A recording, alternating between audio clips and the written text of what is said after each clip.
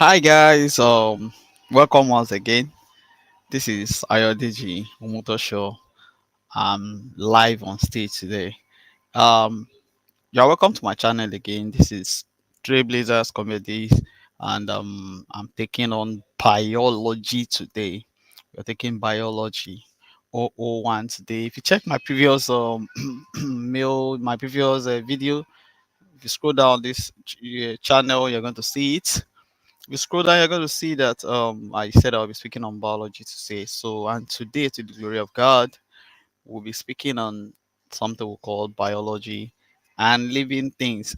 Today, um, last video, I was able to make us understand and see how I fell in love with biology, and I make biology my favorite subject.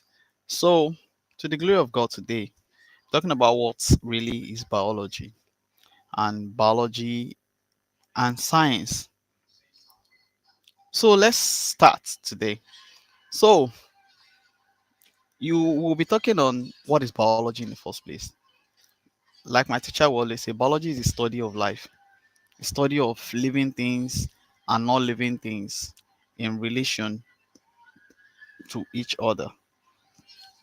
Biology is the study of animals and plants, talking about the living factor, that's the living thing, and the non-living things around it, like air, like water, like soil, like air, like I mentioned, like wood, like paper, like every other thing that is not living. So now, the term biology, this particular word called biology, was gotten from two Greek words which was titled, which was tagged bio and logos. Bio means life, while logos means study. Bios means life, while logos means study. So hence, biology can be simply defined as the study of life. In other words, it can also be stated to mean the study of plants and animal in relation to their immediate environment. And humans have always been so curious to know more about the existence of things around them, and especially those which have to do with one's life. I hope we're together. So, once again, you're welcome to my channel, and today we are talking about what biology is. What is biology? So, also, we'll move forward. Biology, biology, biology. What do you mean? What are the branches? Because biology is so wide. A lot of people will say, "Oh, biology is too wide. I can't take it." Yeah, what's biology? And they are grouped in two major branches. Two. Biology is grouped into two. Yes, we have the zoology, which is what the study of animals. Study of animals. Then we have the uh, um we have okay, like I said, we have the zoology and we have the botany. Yes, the botany is the study of plants. Yes, we have study of plants. So now we also have another group, another branches of biology we call ecology, which is also the study of plants and animal in relation to their environment, in relation to their what? Immediate environment. Also, we have another branch again. Don't forget I said they are basically grouped into two, yes, zoology and botany. But we have other branches as well. We have others. Then we have something we call morphology.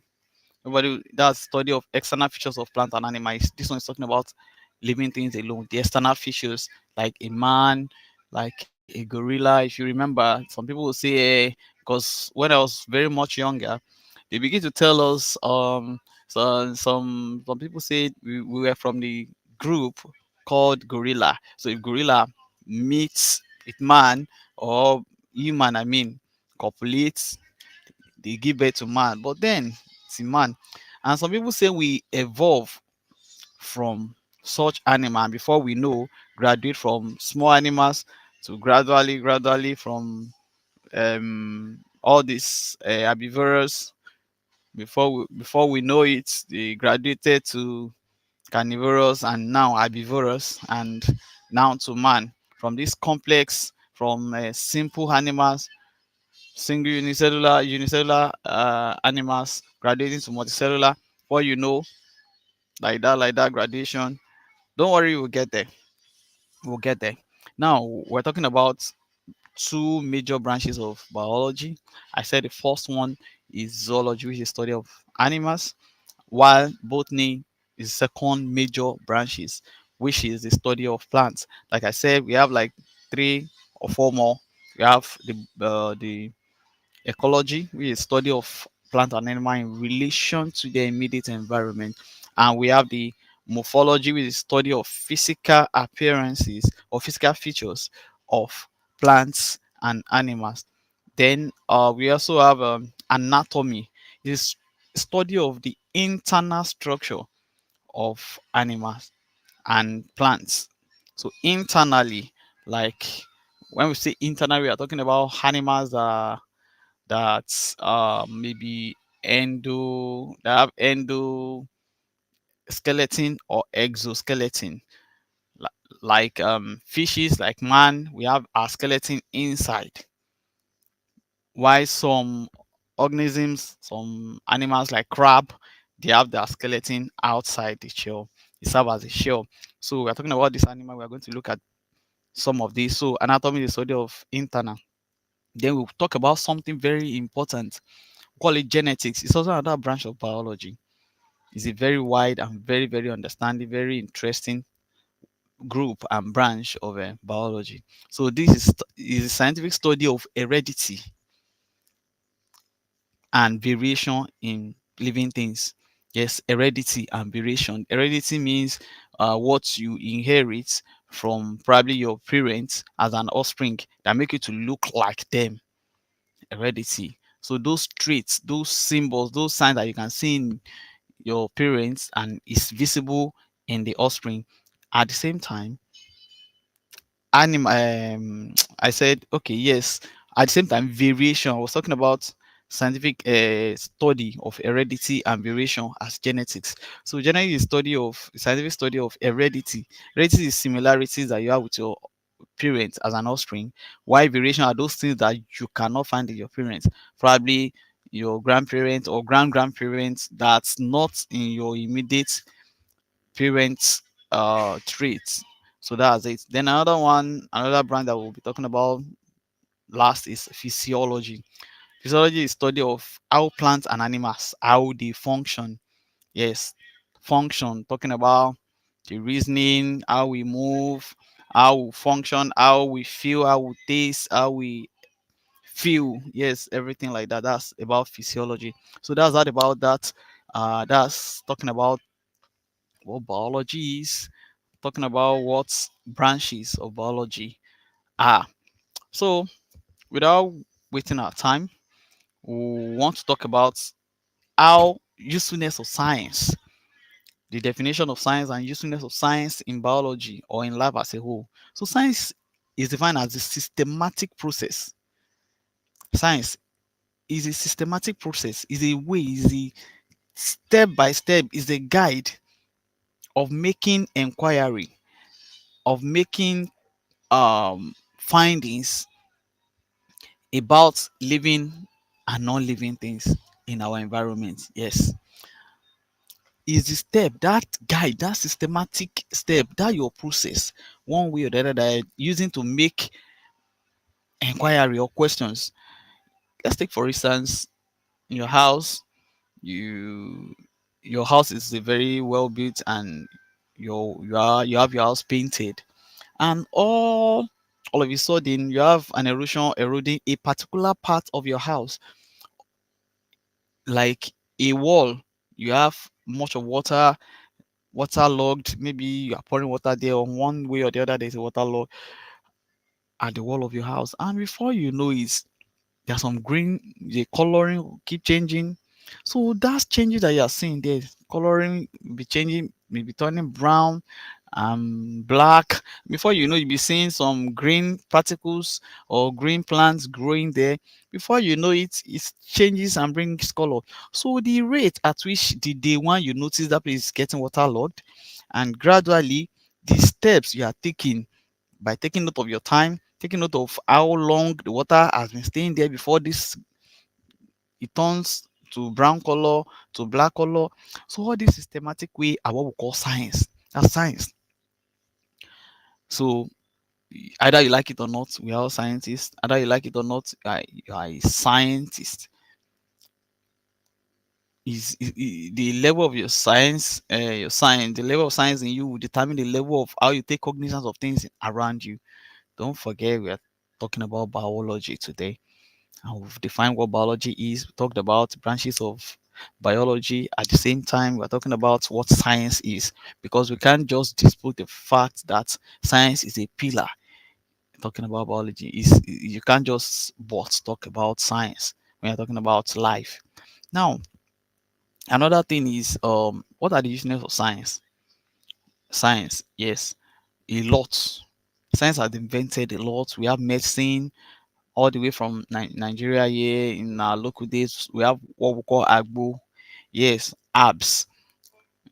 And through the help of science, all these things have been graduated, manufactured into drugs. We have a lot of manufacturing industry, we have a lot of constructions due to science, we have engineering, we have agriculture, all because of new breeds of animals and varieties.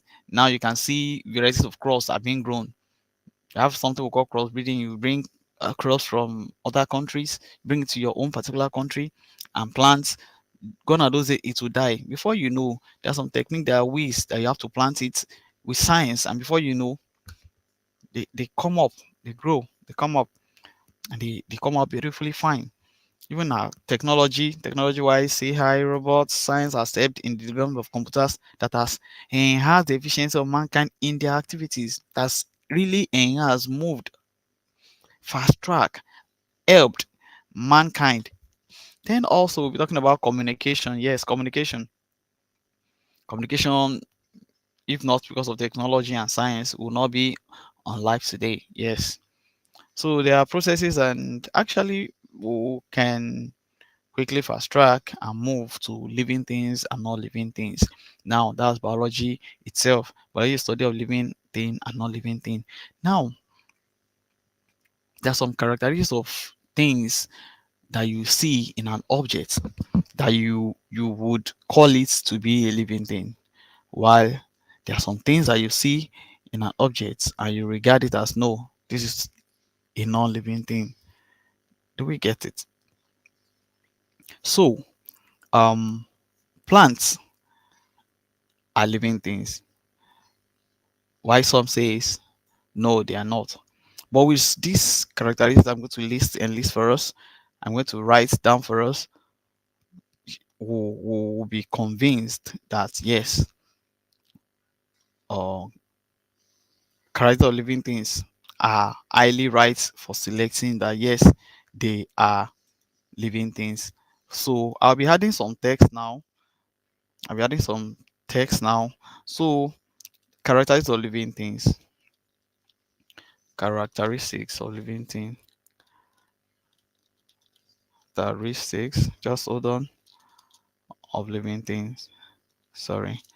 Okay. So I want you to see on the screen, so you won't have, we have something we call, that's something we call Mr. Niger D in Nigeria, Mr. Niger card, Mr. Niger card. So I'll explain all this for us. I'll explain all this for you. It's really displaying on your screen right now. Character of living things, Mr. Niger card. Yes.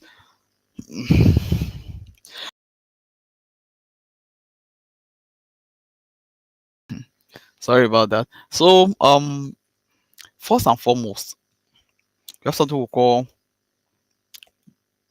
M from Mr. Niger card. The M stands for movement. Movement. So Anything you call a living thing must move. That's it. Yes, must move. Anything you call a living thing must move. That's the first thing. So, um, if you call an animal a living thing, if you want to classify an animal as a living thing, it must be able to move from one place to another. We call it movement or locomotion. Yes, it's the ability of a living organism or of an organism to be able to move from one place to another. It should be able to move its own body from one place to another. Yes. So reason for movement for animals may include a lot of things. For living things may include a lot of things. Number one, food. Number one is food to escape from predators as well. Let's assume you see something that wants to kill you. You have to move. You have to run. You have to escape. Then another reason why living things move is to find mates and reproduction. For reproduction, mates. Yes, you see animals, they'll be running against male animals running after the female. Fine. For reproduction, just like human being too. Yes, they run. They, especially our own, there's something we call display. Yes, in reproduction, display. So you see it in the female, you see it in the male for reproduction. Then another one is to disperse or reduce competition or overcrowding, to move to a new location. Yes, animals can move because of that. To avoid danger, yes, animals can move.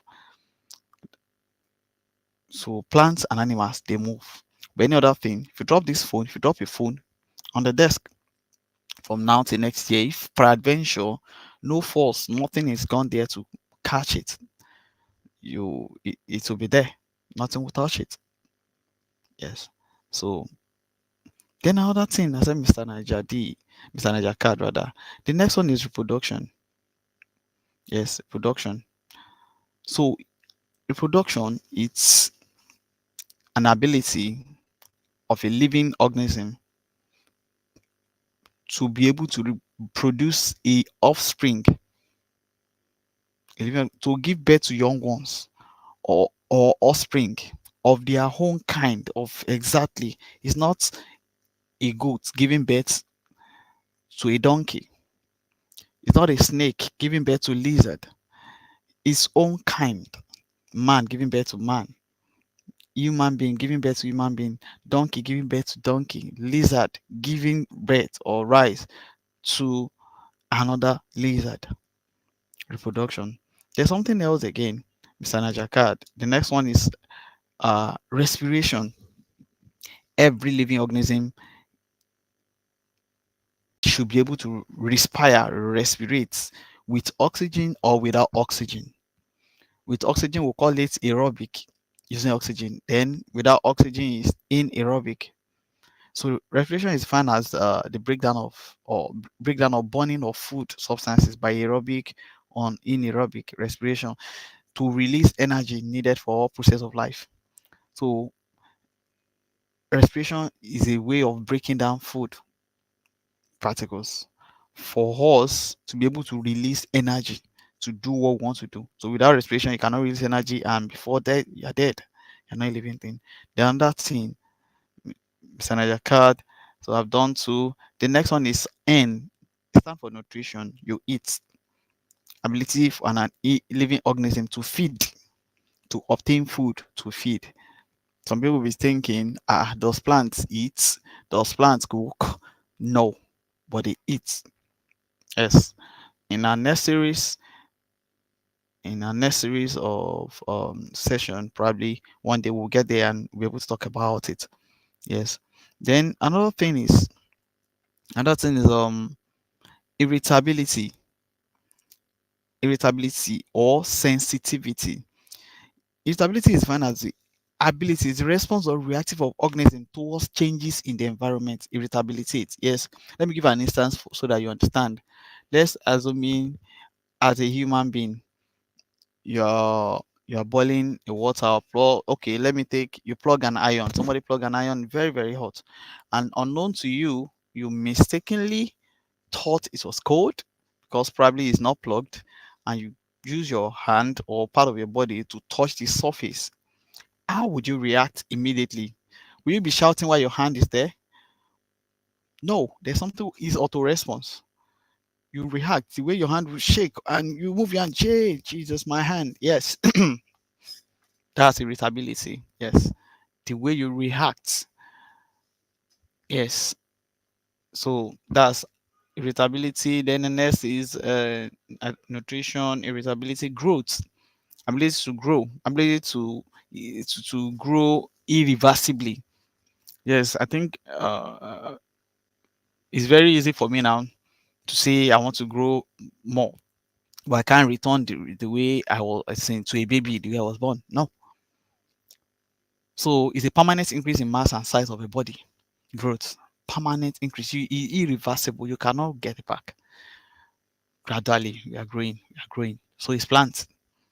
So if you are saying something is an living organism, you can't tell me a phone, my phone is growing. No. You can't tell me this is a tree, a book is growing. No.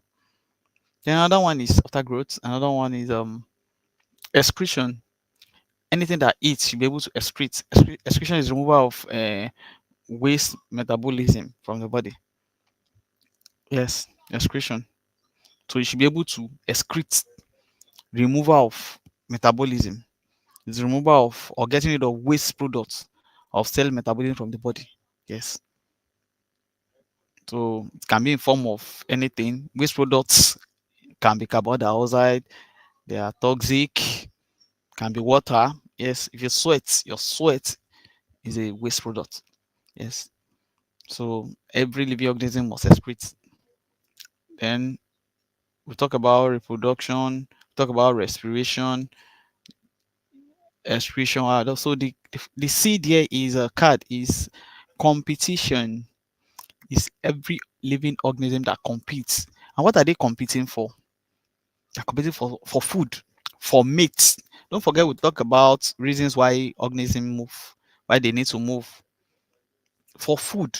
Yes, they compete. Every living things. They compete for food. They compete for everything. Then another one we have here is A, adaptation. Yes, ability of a living organism to come together. Sorry, ability of living organism to adjust to the changes in their various environments. Yes, so that they will be comfortable in that their immediate environment. The ability for them to do what? To adjust, especially when it's unfavorable under unfavorable condition. Yes.